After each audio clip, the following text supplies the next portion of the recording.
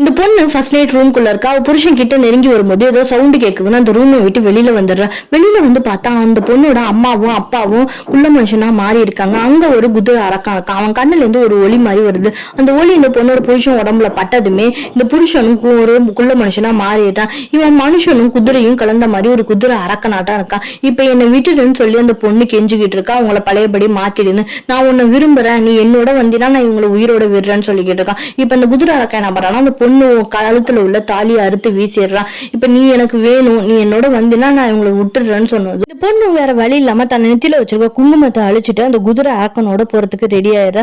இப்ப அந்த குதிரை மேலேயே ஏறி உட்கார்றா. இந்த குதிரை அரக்கன் என்ன பண்றான்னா அந்த பொண்ணை தன்னோட இடத்துக்கு கூட்டிட்டு வந்துடுறான். தன்னோட இடத்துக்கு கூட்டிட்டு வந்ததும் இந்த பொண்ணு என்ன பண்றான்னா மறுபடியும் இந்த குதிரை அரக்கன்ட்ட கெஞ்சிக்கிட்டு இருக்கா, என்னை விட்டுடு, நான் எங்க வீட்டுக்கு போகணும்னு இருக்கா.